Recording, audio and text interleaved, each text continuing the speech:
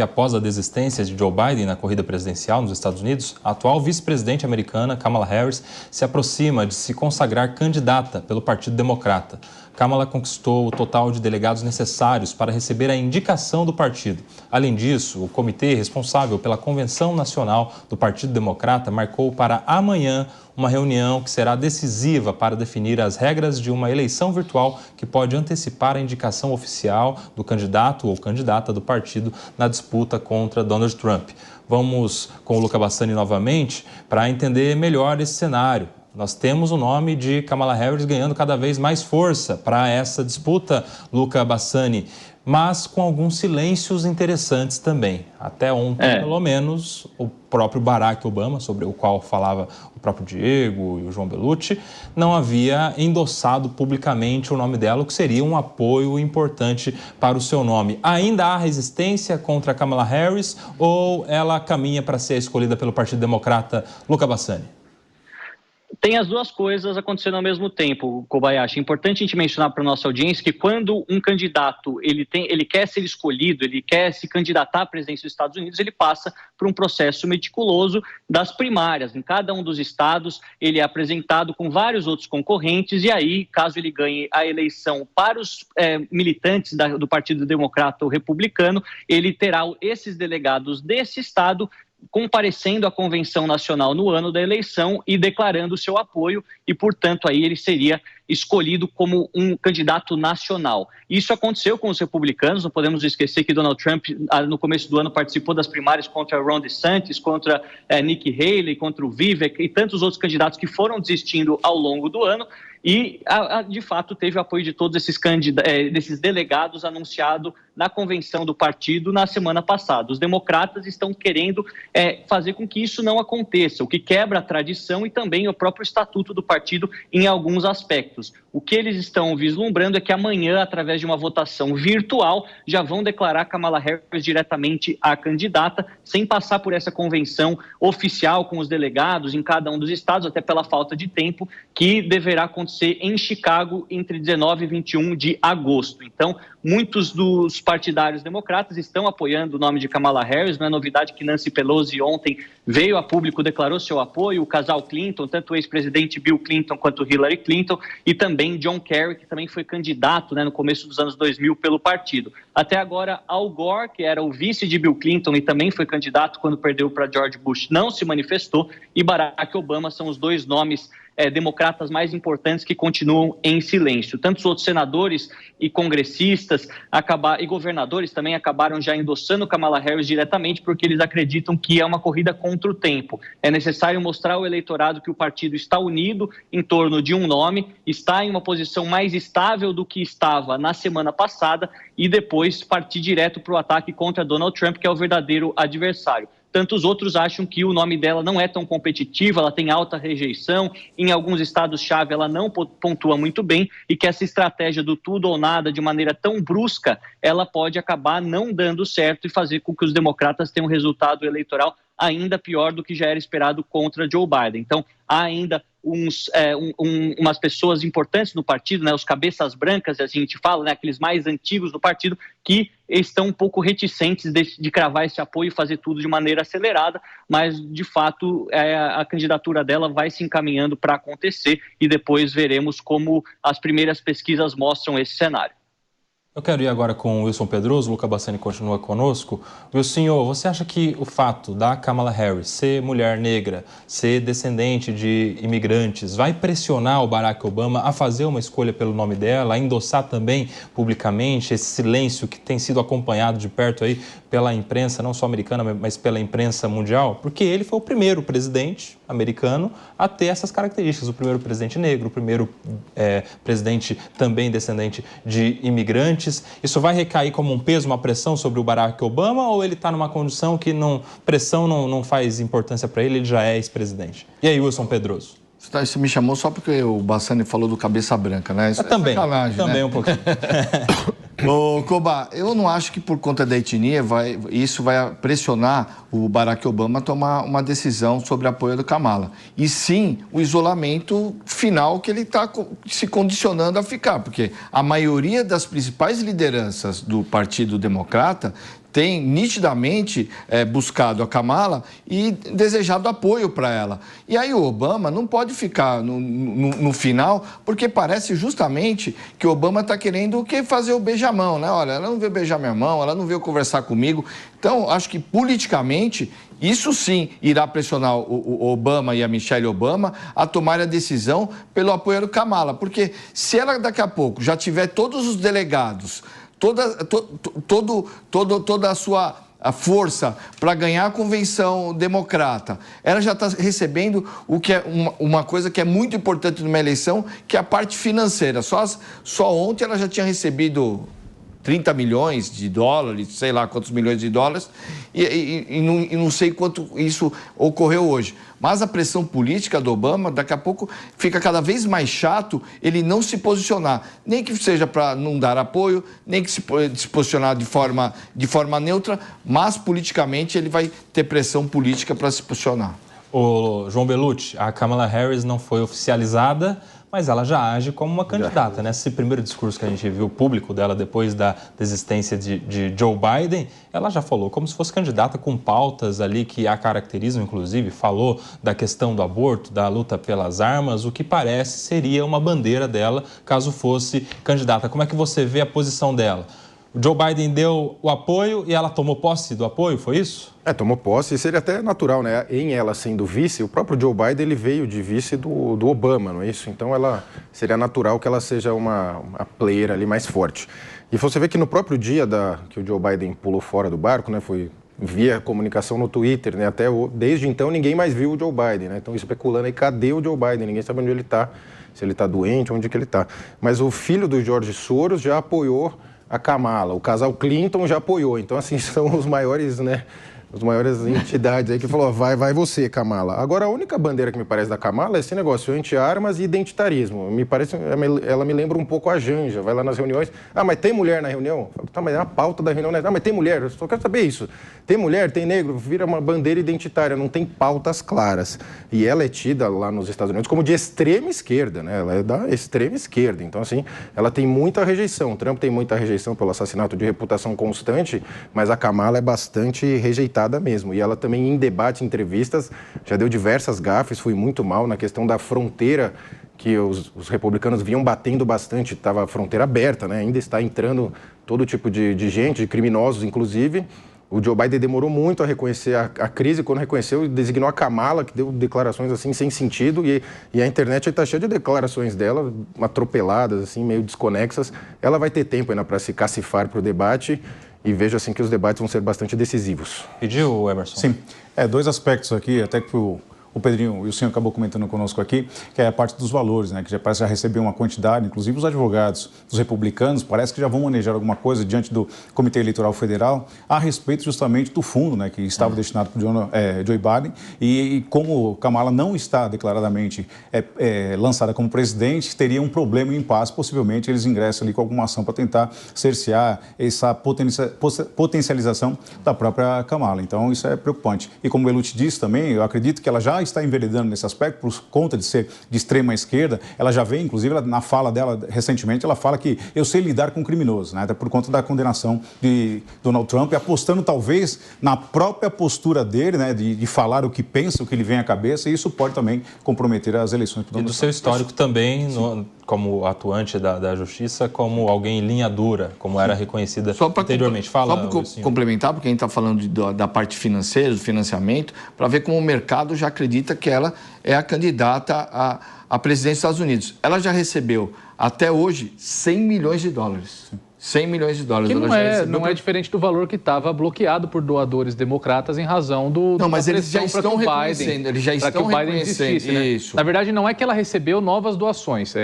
Nas últimas semanas, importantes doadores democratas, eles fizeram um bloqueio de 90 milhões de dólares enquanto Joe Biden não desistisse da corrida eleitoral. Com a desistência, esses 90 milhões de dólares, evidentemente, vêm para o caixa democrata para fazer campanha. Não que isso sinalize que, como foi dito, como eu tenho acompanhado pelas redes sociais, que a Kamala é uma grande expoente, que ela tem um apoio massivo do campo democrata, ela não tem. É o que tem para o momento. O Luca Bassani, os nossos colegas em algum momento falaram aqui a respeito da questão dos imigrantes. nos Estados Unidos e o nome da Kamala Harris vinculado a este tema. Dá um contexto geral para a gente, por que esses nomes estão ligados, né, o da Kamala, com a questão dos imigrantes e como isso pode impactar na sua confirmação ou não como candidata do Partido Democrata.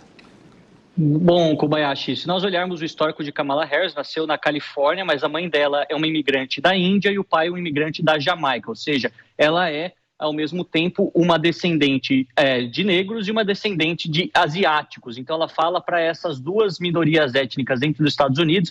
É importante a gente salientar que nos Estados Unidos são cerca de 13% a 15% da população são negros e é uma porcentagem expressiva em alguns estados-chave, e também a porcentagem de asiáticos que vivem espalhados por todos os Estados Unidos. Muitos acreditam que o simples fato dela ser asiática e ser negra não seja o suficiente para conseguir os votos, já que é necessário mostrar conteúdo, mostrar quais são as políticas delas para a economia americana, para a política externa, nesse momento que temos duas guerras acontecendo, para a questão migratória na fronteira sul com o México. Estados como Texas, Novo México e Arizona estão muito preocupados com o influxo cada vez maior de imigrantes, ao mesmo tempo também que nós vemos dificuldades que os democratas têm em alguns estados em que comandam. Então, a questão meramente identitária, as pautas que ela defende em relação ao aborto, ao feminismo, isso vai acabar sendo falar para o próprio público que já vota nos democratas há muito tempo, não vai angariar muitos votos importantes em estados como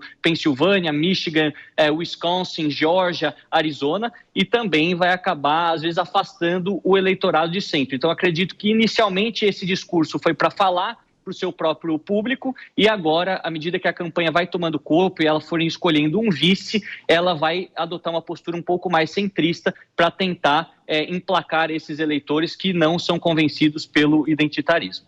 A gente já volta com o Luca Bassani, agora são 14 horas e 30 minutos. Sobre o que falávamos aqui, aparentemente isso também vai ser um assunto em relação à escolha do vice, como dizia o Luca Bassani ou Diego Tavares. E até porque, se ela é de fato mais extremada nas suas ideologias, nas suas manifestações, ela precisaria de alguém um pouco mais moderado do outro lado para manter um equilíbrio ali no Partido Democrata. Você acha que isso vai pesar caso, de fato, ela seja escolhida do Partido Democrata, como parece ser a decisão que teremos adiante? Oba, a minha opinião pessoal é de que tanto nos Estados Unidos quanto no Brasil, quanto no mundo inteiro, em todas as democracias, eu acho que superestima-se muito o impacto da figura do vice. Não sei se lá nos Estados Unidos isso é avaliado. Da nossa experiência brasileira, nós vemos que o vice, ele tem a sua importância, claro, é um cargo institucionalmente importante, mas para a finalidade, para a finalidade de fato agregar votos, não traz grande coisa. Então, eu acho que o pessoal se foca mesmo no perfil do cabeça da chapa. Aí, no caso da Kamala Harris, ela tem todos esses problemas que ela tem que superar enquanto candidata do campo democrata, de realmente ser vista como alguém de extrema esquerda. Não sei se colocando um vice mais ao centro do espectro político, e o bipartidarismo norte-americano, ele traz essa questão, né? Dentro do Partido Democrata, você tem desde a centro-esquerda até a extrema-esquerda, e o mesmo repete-se no campo republicano. Você tem desde candidatos muito próximos aos democratas de centro até candidatos mais de extrema-direita. Não sei se ela consegue, de fato, superar essa rejeição só com a figura do vice. Como o João Belucci aqui disse, os debates nesse sentido serão um ponto muito importante das eleições norte-americanas. Vai ser a chance que a Kamala Harris vai ter de tentar suplantar essa rejeição, o que eu acho muito difícil, porque como foi dito aqui, enfim, todas as oportunidades que ela teve de falar, de manifestar a sua opinião, ela foi muito mal. E eu concluo esse meu comentário com uma reflexão que eu tive hoje, que o presidente dos Estados Unidos ele não tem que ter só um compromisso com os Estados Unidos da América. Isso é muito o que tem a Kamala Harris. Ela tem um compromisso com as pautas identitárias, com o público de minorias que dá relevância política a ela. Sim. Mas o presidente dos Estados Unidos tem que ter compromisso com o mundo. Foi exatamente a gestão fraca do Joe Biden que proporcionou ao mundo os conflitos armados entre Rússia e Ucrânia, entre Israel e o Hamas. Então, definitivamente, o mundo ocidental, os Estados Unidos precisam de um presidente forte e um presidente que personifique aquela imagem dos Estados Unidos como o grande xerife do mundo. Inclusive, o próprio Donald Trump falou, Wilson, na sua primeira manifestação depois do atentado, de que se fosse ele o presidente dos Estados Unidos, o Hamas não teria feito aquele ataque terrorista a Israel, e que se fosse ele o presidente dos Estados Unidos, nem a Rússia teria invadido a Ucrânia. O Donald Trump está falando que seria ele o garantidor da paz mundial. Você acha que esse vai ser um assunto na corrida eleitoral também? A relação, a importância dos Estados Unidos em relação aos conflitos que acontecem pelo mundo? Vai ser, porque o Trump, não, se você imaginar o Trump, ele tinha uma boa relação com o Kremlin, tinha uma boa relação com a China. Ele, por mais que tenha aquela voracidade, aquele mais forte, querendo enfrentar todos os opositores, ele, internacionalmente, ele teve uma relação melhor com os outros países, principalmente as potências que muitas vezes faziam frente junto aos Estados Unidos, do que Biden. Biden foi mais para o enfrentamento militar do que enfrentamento político, do que o diálogo. O Trump sai na frente nessa questão. E esse momento de reconstrução, ou esse momento que as pessoas muitas vezes querem paz para crescer, para voltar a ter um ambiente econômico mais tranquilo, isso pesa nas eleições. E só queria fazer um complemento no negócio do vice. Não acho que a Kamala, mesmo tendo uma vice mais ao centro ou menos bélica, resolve o problema dela. Acho que no primeiro momento... Até porque ela é contra as armas, né? Então, ela é que é não bélica. Então, mas ele não é. Você escolheu um vice mais moderado ao lado dela, na primeira foto, isso traz uma certa suavidade. Mas ela vai ficar 4 meses com a mídia local e com a mídia internacional em cima dela, e não do vice. O vice vai sumir nessa história. O vice vai cumprir compromissos menores, onde muitas vezes a própria mídia não vai cobrir. Então não adianta um vice mais moderado para tranquilizar a imagem dela, porque durante 4 meses o mundo e os Estados Unidos vai escutar ela na imprensa e nos debates. Mas tem um detalhe aí, meu querido João Belucci, que lá a gente tem um sistema de eleições diferente aqui no Brasil, né? Não é simplesmente majoritário. A gente tem a importância dos delegados e de cada estado, existe até aquela ideia dos swing states, e para isso é que seria importante, segundo alguns analistas, a figura de um vice mais moderado, para conseguir garantir os delegados daqueles estados específicos. Esses que foram citados pelo Luca, por exemplo. E aí, João Belucci? São estados que ora vão com os democratas, ora com os republicanos, né? Mas você vê que a questão da Kamala, o que me chama a atenção também é porque os nomes que estavam se colocando, né, principalmente o Gavin Newsom, que é o governador da Califórnia, são nomes maiores que a Kamala. A Kamala não tem essa representatividade toda. Inclusive, foi por isso que ela foi colocada ali como vice do Joe Biden, que também não tinha essa grande representatividade, né? Era o que tinha para hoje, como falou o Emerson, é o que tem para hoje. Aí se colocou a Kamala lá, que é um nome menor, assim, agora é óbvio que ela não abriria a mão também da chance de ser presidente dos Estados Unidos, né? Isso, certamente, ela não abriria a mão. Agora, só para fechar, a questão do Trump que vocês mencionaram, o Trump, você precisa ter o poder, né, ter as armas, mas você precisa também verbalizar isso. O exemplo clássico disso é na Segunda Guerra Mundial, que a França tinha um exército super forte e a Alemanha estava impossibilitada de industrializar ali grandes áreas da Alemanha. A Alemanha blefou, foi lá, arriscou, e a França, numa cultura pacifista, foi deixando, e depois a Alemanha invadiu a França com um exército até inferior, se considerava na época. Então, assim, você tem que ter arma, mas você tem que saber usar também, tem que impor a sua vontade, né? E o Trump, ele tem muita verborragia, não sei se teria a questão do Hamas ou não, mas assim, a tendência é que a chance seria muito menor com ele, de tanto a questão do Hamas quanto a guerra da Ucrânia. Até porque, um pouco dessa crítica do Donald Trump, o meu querido Emerson Tawil, não é só para dizer que o Trump seria forte o suficiente à frente dos Estados Unidos para que esses outros conflitos não acontecessem, mas também é dizendo que o Joe Biden é fraco muito fraco, sim, para não impor nenhum tipo de meio, receio a qualquer estado ou qualquer país, nação do mundo, em promover conflitos e às vezes conflitos contra aliados históricos dos Estados Unidos, como por exemplo é o Estado de Israel. Meu querido Emerson Tawil, a sua opinião, a sua avaliação a respeito